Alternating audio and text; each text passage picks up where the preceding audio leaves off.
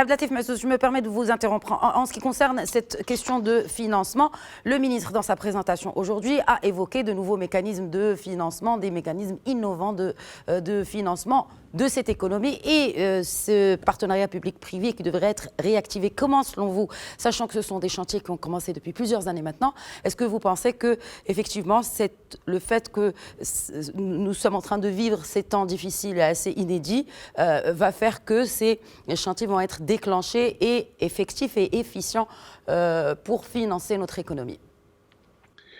Il faut déclencher les chantiers et chercher les financements ou prévoir les chantiers pour prévoir les financements et déclencher tout ça. Ce qui a été annoncé pour l'instant avec beaucoup de satisfaction, c'est la mise en œuvre, en tout cas de la protection sociale telle qu'elle a été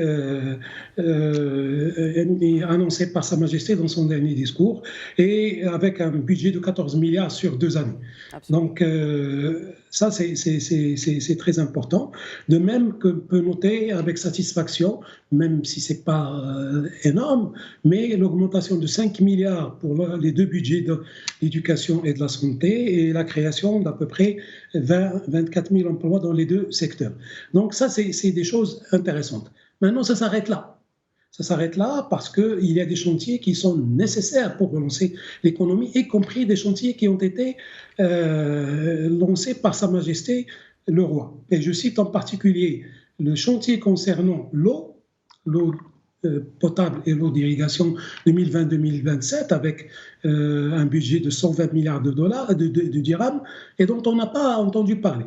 Je cite aussi le programme sur les énergies et particulièrement les énergies renouvelables et je cite le programme de Intelaka qui est favorable aux jeunes entreprises et aux startups et qui permet une intégration financière. Ça, j'aurais aimé que la présentation du gouvernement, notamment celle de M. le ministre des Finances, dise qu'est-ce que ces chantiers, comme vous l'avez dit, vont devenir, parce que ce sont des chantiers structurants et des chantiers intégrés et des chantiers qui peuvent permettre justement de relancer la machine économique. Donc nous, en tant qu'Alliance, justement, par rapport à toutes ces observations, et en comprenant la difficulté, la très grande difficulté du moment, nous avons fait une série de propositions autour de 3 axes. L'axe 1, c'est sauvegarder les entreprises et préserver les emplois, et vous en avez parlé.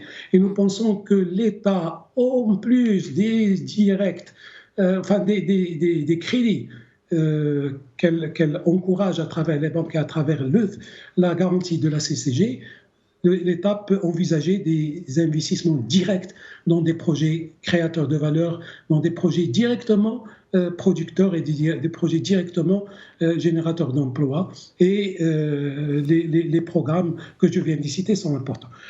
Deuxièmement, qu'il faudrait sauver les entreprises en difficulté. Parce qu'une entreprise perdue... Il y a une enveloppe de 10 milliards de dirhams qui a été consacrée justement à ces entreprises en difficulté, Abdelatif Massouz. Oui, il faut qu'on nous dise sur combien de temps, pour quel secteur, mais nous estimons que cette enveloppe est insuffisante. Elle est insuffisante pour sauver les entreprises et il faut des mesures d'accompagnement en plus du budget qui permettrait certainement de renflouer les fonds de ces entreprises. Il faut des mesures d'accompagnement. Et également, donc l'axe 2, c'est préserver le pouvoir d'achat. S'il n'y a pas de pouvoir d'achat, il n'y a pas de demande. S'il n'y a pas de demande, il n'y a pas la machine économique ne tourne pas. C'est intéressant donc, que vous souleviez justement cette question-là parce que parmi les annonces qui ont été faites aujourd'hui, bien sûr, ce PLF sera annoncé en détail en Conseil des ministres et présenté en détail par le ministre en Conseil des ministres. Mais voilà, il y a cette question des prélèvements des cotisations du régime des pensions civiles qui vont augmenter de 11%. Pour l'année prochaine, passant de 28% aujourd'hui à 39% l'an prochain. D'abord, une réaction à Abdelatif Massouz, selon vous, est-ce raisonnable pour justement aider ce pouvoir d'achat qui s'effrite à cause de la crise, et notamment celui des fonctionnaires? Écoutez, toute ponction sur le pouvoir d'achat est regrettable en ce moment. Il faut un peu plus d'ingénierie pour trouver des moyens pour surmonter le déficit des régimes de retraite. En tout cas, ça ne doit pas se faire en ce moment au détriment du pouvoir d'achat parce que les pouvoirs d'achat sont déjà très affectés et le marché a besoin de demandes et a besoin de pouvoir d'achat. Donc, par rapport à cela, par contre, nous proposons donc tout de suite de mettre en œuvre l'indemnité pour perte d'emploi pour toutes les personnes qui sont touchées par la crise et de la laisser sur les 2 années qui viennent pour justement maintenir ce pouvoir d'achat, pour maintenir cette demande. Comme nous proposons, au lieu, puisque l'État a arrêté les aides directes frontales qui étaient octroyées pendant les 3 mois donc du 2e trimestre, c'est remplacer cela par le lancement de chantiers d'utilité publique de proximité et donc qui permettrait aux bénéficiaires de ces aides plutôt de bénéficier de rémunération d'un travail qu'ils vont réaliser dans le domaine de l'électrification, dans le domaine de l'adduction d'eau, dans le domaine de la reforestation, dans le domaine des routes, dans le domaine des travaux donc de proximité, que ce soit dans les milieux urbains ou dans le milieu rural. Donc c'est revenir un peu aux pratiques, mais améliorer de ce qui se faisait jusqu'à présent à travers la promotion nationale. Et 3e et dernier axe, c'est lancer des chantiers d'avenir. Des chantiers d'avenir qui se traduisent par... Ce que vous appelez préparer l'avenir. Alors, comment on peut préparer l'avenir, si vous le permettez, Abdelatif Mazouz, si on n'a pas de visibilité? Nous n'avons pas de visibilité, ne serait-ce que pour les semaines qui viennent ou voire les mois. On ne sait même pas comment cette année pourrait se terminer. Moi, je vous dis, si vous lancez demain un programme d'équipement en énergie solaire à travers les maisons, les administrations, etc. 1, vous préparez l'avenir. 2, vous créez de la demande. Et 3, vous lancez la machine productive dans ces domaines. Si vous faites la même chose pour l'eau potable, et j'ai parlé du programme lancé par Sa Majesté, vous faites la même chose pour la digitalisation, la même chose pour tout ce qui est lié à la santé et à l'éducation, vous formez des gens, vous reformez des gens dans le domaine du digital pour être employables, ça c'est des dépenses immédiates, un travail immédiat, mais à portée à court, moyen et long terme, et donc on prépare à travers cela, et ce ne sont que des exemples, on prépare l'avenir à travers ça. Donc, puisqu'on parle d'avenir, allez-y, je vous en prie. Donc, quand je regarde un peu ce qui a été annoncé par le gouvernement à travers l'allocution de ce matin, en plus des 14 milliards, des 5 milliards pour l'enseignement et la santé. Donc, on remarque que l'investissement de l'État va baisser de 10 milliards.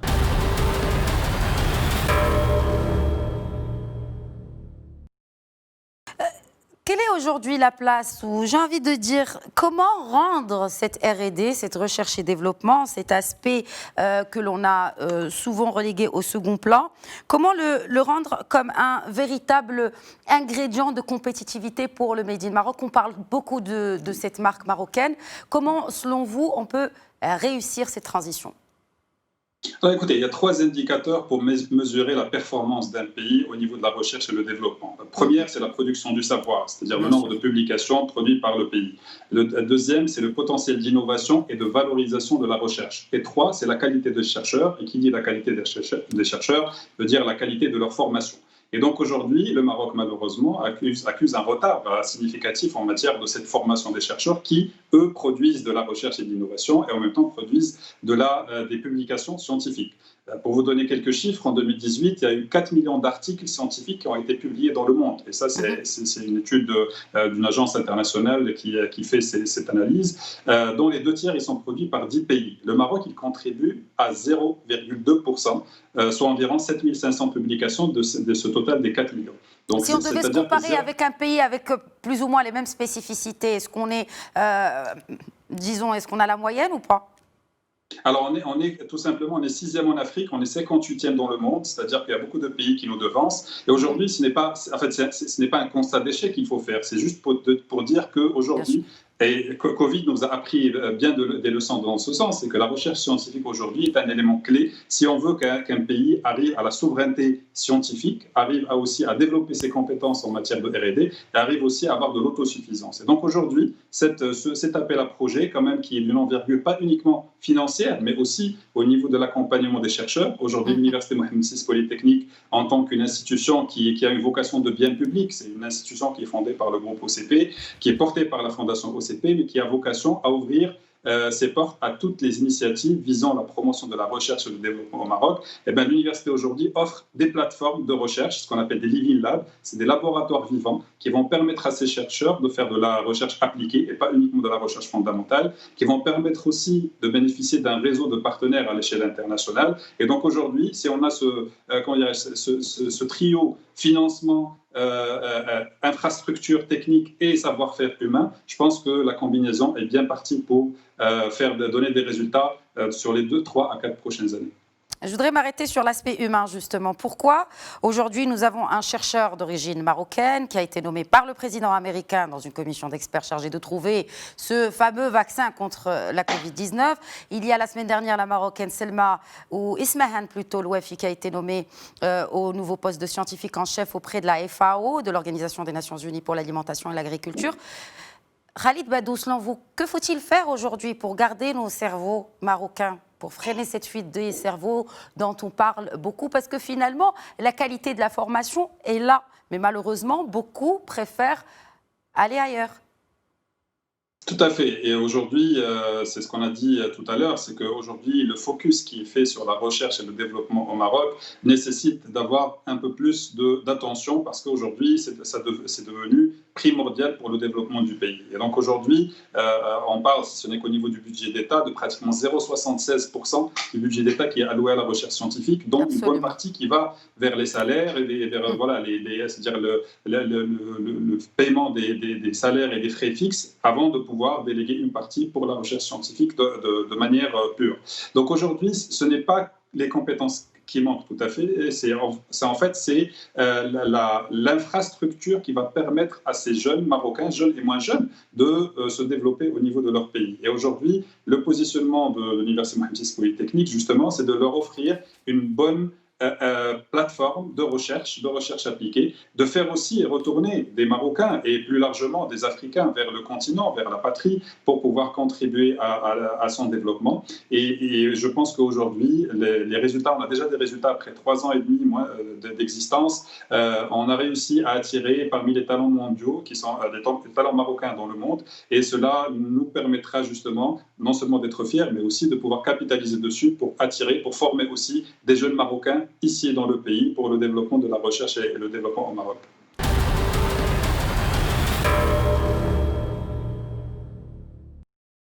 Le télétravail, quid de son évolution, quid de ce projet de généralisation du télétravail que vous avez vous-même adopté au sein de votre groupe en l'absence de cadre légal? Ce qu'il faut savoir, c'est lorsqu'il n'y a pas de loi qui encadre le télétravail, ça ne veut pas dire que c'est une pratique qui est interdite, ça veut seulement dire que ce sont les dispositions contractuelles avec nos collaborateurs qui vont prévaloir le temps que ce cadre juridique soit mis en place. Donc on a travaillé avec des juristes, avec des représentants de nos salariés pour mettre en place des avenants à nos contrats de travail, pour préciser l'ensemble des droits, des devoirs, des engagements de chaque partie, bien entendu sur une base de volontariat. Et à partir du moment où tout le monde est convaincu et d'accord, on travaille de façon totalement légale, puisque c'est avec des contrats qu'on a signés avec nos employés. Par ailleurs, on est en train de travailler avec la CGM dans le cadre d'une commission ad hoc qui a été mise en place pour justement proposer un texte de loi pour régir le télétravail au Maroc, à la suite du décret qui a été mis en place aussi pour les fonctionnaires. De la même façon, on est en train d'identifier en fait l'ensemble des droits, des devoirs, des engagements qui doivent être mis en place pour assurer la pérennité de ce nouveau mode de travail qui est, encore une fois, on n'a pas inventé, qui est largement pratiqué dans de nombreux pays du Nord et qui doit absolument également exister dans notre pays, puisqu'il s'agit d'une réalité aujourd'hui. C'est au texte de s'adapter et non pas l'inverse. Très bien. Vous avez Vous venez de parler de cette concertation avec le patronat, avec la CGEM. Et il y a bien sûr ce projet dans le pipe de la réorganisation du secteur, particulièrement de l'intégration de l'offshoring, qu'on sait bien sûr qui compte parmi les 5 branches de l'offshoring, bien sûr le outsourcing.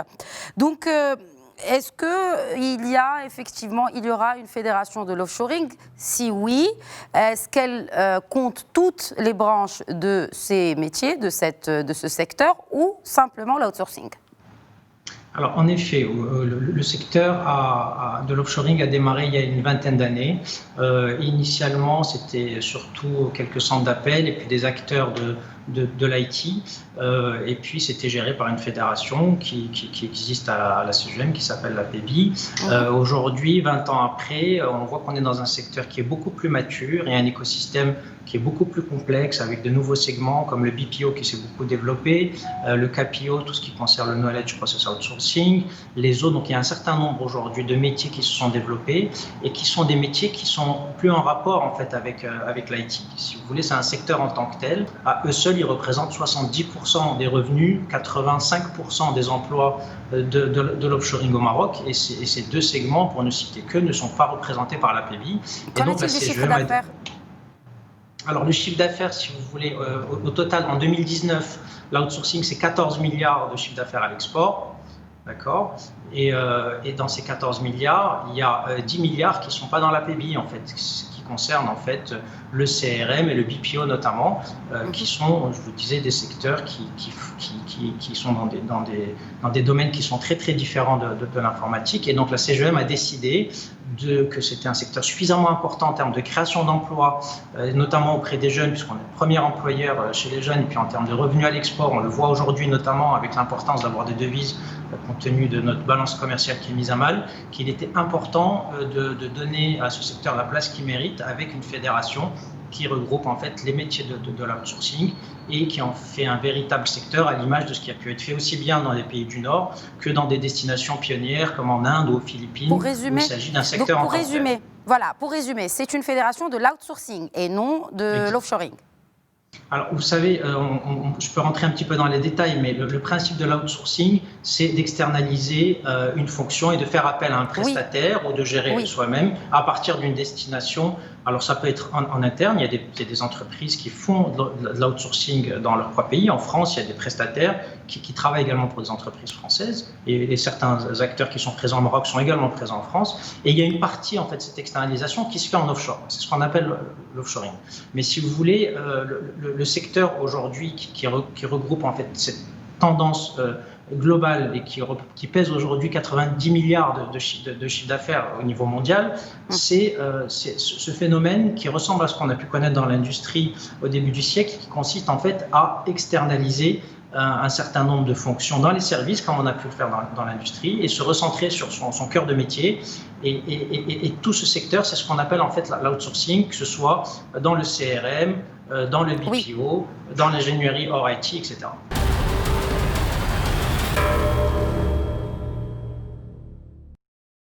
Le projet de loi donc a été adopté, disons-le in extremis, puisque la réunion du Conseil des affaires économiques et financières, ECOFIN à Bruxelles, est prévue le 6 octobre, donc mardi prochain. Pensez-vous qu'avec cette réforme, le Maroc serait retiré de la liste grise des paradis fiscaux instaurée depuis 2017 par l'OCDE et l'Union européenne? Alors c'est difficile à dire, puisque je peux difficilement anticiper de ce que va décider l'Union européenne, enfin vont décider l'Union européenne et l'OCDE. En tout cas, du point de vue des autorités marocaines, tout ce qui devait ou qui pouvait être fait pour rassurer nos partenaires européens au sein de l'OCDE a été fait, puisque là il s'agissait réellement plus de les rassurer au plan psychologique que modifier de fond en comble une situation qui, de mon point de vue, n'était pas au préalable particulièrement problématique. La thématique principale et ce qui a motivé ce placement, c'était plutôt la question de différence de taux d'imposition entre les activités à l'international et les activités en local. Et l'Union européenne considérait notamment que des sociétés installées au Maroc, mais qui avaient une activité visant l'Europe ou l'international ou de manière plus générale l'exportation, n'étaient pas suffisamment taxés et que ça leur posait un réel problème et que il fallait plutôt mettre un mode de taxation équivalent entre les entités marocaines travaillant en local et celles travaillant à l'export. Donc c'était véritablement ça l'angle qui a été privilégié par l'Union européenne pour différentes raisons. Il y a aussi d'autres thématiques puisque l'Union européenne elle-même connaît en son sein des dissensions de ce type-là, notamment les Pays-Bas, l'Irlande ou le Luxembourg. Mais la problématique principale, elle était celle-là. C'est pas une problématique de dire c'est une zone qui serait pas transparente, qui serait pas claire. Les flux financiers qu'il y a au CFC ou au sein des banques marocaines sont parfaitement organisés, sont parfaitement transparents. Les banques marocaines sont installées partout en Afrique et en Europe. Elles ont le passeport européen. Donc, c'était pas tellement une question de transparence, à mon avis, même si peut-être certains l'envisagent sous cet angle. C'était véritablement cette question des taux d'imposition et donc, du coup, selon l'Union européenne, de la concurrence déloyale qu'aurait fait CFC à des entités installées ailleurs et qui, elles, exporteraient également et ne bénéficieraient pas de ces avantages. Donc, en gros, une société marocaine basée au CFC, qu'elle ait des actionnaires étrangers ou pas, aurait pu travailler à destination de la France avec un taux qui était beaucoup plus faible qu'une entité française travaillant pour la France en France. C'est cet élément-là qui a été, de mon point de vue, le déclencheur principal de toute cette problématique. Très bien. Parmi les 7 changements prévus par ce texte de loi, il y a le statut CFC, entre guillemets, autres institutions financières. Concrètement, à quoi devrait-on s'attendre par rapport à ce changement-là ? Là, c'est aussi un changement qui est assez intéressant parce que il ne faut pas oublier que l'objectif ou l'aspiration de Casablanca Finance City Authority et puis des autorités marocaines qui ont mis en place cette institution, cette place financière, c'était d'accompagner la stratégie de hub marocain vers l'Afrique. Donc il fallait, et naturellement l'investissement, quand on entend investissement, il y a l'aspect financier, mais il n'y a pas que ça. Il y a l'aspect négoce, il y a l'aspect commerce, il y a les supports à toutes ces activités financières ou de commerce ou de négoce. Et donc la réforme là que vous avez évoquée vise à élargir les conditions d'éligibilité pour justement ne pas être uniquement, exclusivement répertorié comme une place strictement financière, aussi parce que le monde a un peu changé, la terminologie aussi, et de plus en plus, quelque chose de financier ne veut pas dire forcément économique. On a peut-être une vision un peu péjorative, mais le financier, ce n'est pas que le financier, ce n'est pas simplement des transferts d'argent ou des flux d'argent, c'est aussi une activité économique, c'est du négoce, c'est du commerce, et justement cet élargissement des conditions d'éligibilité, des critères d'éligibilité qui a été décidé va permettre cela. Donc de mon point de vue, réellement d'être plus en phase avec cette logique de mise en place au Maroc à destination de l'Afrique.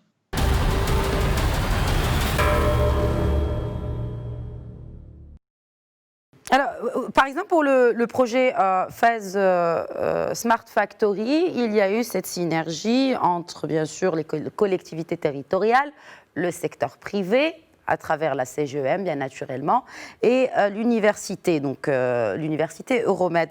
Comment cette synergie s'opère-t-elle ? Est-ce qu'elle est élargissable comme l'exemple de ce projet sur le reste du Maroc et avec aussi des universités marocaines publiques ? Mais écoutez, nous, on a l'habitude, depuis la création de cette université, et je rappelle que cette université a été créée suite à une initiative royale pour promouvoir le dialogue interculturel, l'échange et la coopération entre les deux rives de la Méditerranée, avec un prolongement naturel vers l'Afrique subsaharienne. Sur l'université, sur le site de l'université, nous avons actuellement 32 nationalités qui travaillent en toute intelligence. Et dès le début, nous avons inscrit l'université dans ses missions. Nous avons voulu que l'université joue un rôle moteur dans le développement régional. Et tout de suite, on s'est rapproché des entreprises. Ça fait des années que nous travaillons avec Alten, nous travaillons avec la CIGI, nous travaillons avec Safran, nous travaillons avec Thales, nous travaillons avec PSA, nous travaillons vraiment avec beaucoup d'industriels. Et je pense que c'est l'université moderne. Il est révolu le temps, je disais la dernière fois, où l'université était ce château au fin fond de la forêt, dont on percevait la fumée de loin, où il y avait des gens bien pensants qui débattaient sur des questions de métaphysique. Bien sûr, nous avons besoin toujours de la philosophie, et nous en faisons à l'université. Mais l'université, il est désormais par la cité, pour la cité, au service de la cité. Nous l'appelons d'ailleurs dans notre université University, C-I-T-Y, pour dénoter cette relation ombilicale qu'il y a entre l'université et le développement économique et social, non seulement de notre région, mais de notre pays. Bon, alors, justement, quel repositionnement pour cette région, soit-il économique ou encore universitaire, au-delà de ce projet de la FES Smart Factory? Très, très bonne question. Nous avons, durant toute l'année dernière, travaillé avec le conseil de la région Fès-Meknès, avec M. Louali et avec toutes les forces vives de la région pour imaginer un nouveau modèle à l'échelle locale de la région. La région, comme vous le savez, était la deuxième région industrielle du Maroc. Il ne l'est plus. Il est la deuxième région en termes d'agriculture. Et puis, il a beaucoup d'atouts, cette région. Alors, bien sûr, il y a les secteurs classiques. Il y a le tourisme, il y a l'artisanat, il y a l'agriculture, il y a le textile. Mais nous voulons introduire deux secteurs très importants et je pourrais expliquer pourquoi.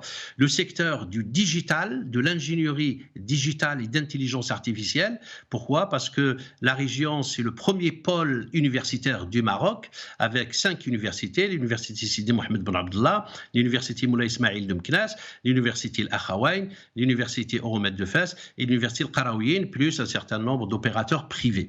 En termes de nombre d'étudiants, c'est le plus grand pôle universitaire du Maroc. Le deuxième secteur, après le digital, c'est tout ce qui est biomédical, c'est tout ce qui est biomédical et biotechnologie. Sur le côté biotechnologie, nous sommes une région d'agriculture et nous avons un autre projet sur le site de l'université que nous appelons Agritech, qui est financé pour le moment par l'AFD, l'Agence française de développement, et qui consiste à faire un certain nombre de travaux de recherche pour monter en qualité en termes d'agriculture, voire une agriculture moins hydroivore, qui demande moins d'eau, une agriculture intelligente, produire un certain nombre d'espèces, par exemple les semences.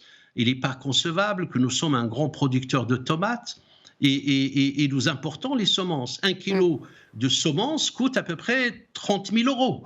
Et il est temps qu'on puisse faire un certain nombre de recherches au sein de notre pays pour qu'on puisse être autosuffisant et avoir une certaine souveraineté technologique. Pour le médical, il faut qu'on puisse fabriquer un certain nombre de médicaments pour notre pays, mais aussi pour l'Afrique. L'Afrique est un marché énorme. Nous sommes à 1,3 milliard d'habitants et nous serons à l'horizon de 2030-2050 2,4, 2,5 milliards d'habitants. C'est un marché colossal. Il y a actuellement 5 pays qui se positionnent sur le médical en Afrique. L'Afrique du Sud, le Nigeria, l'Égypte, l'Algérie et la Tunisie. Le Maroc doit se positionner maintenant sur les médicaments et sur le biomédical. Et croyez-moi que si on le fait bien, les recettes et les revenus qu'on pourrait en générer dépasseraient les recettes du phosphate.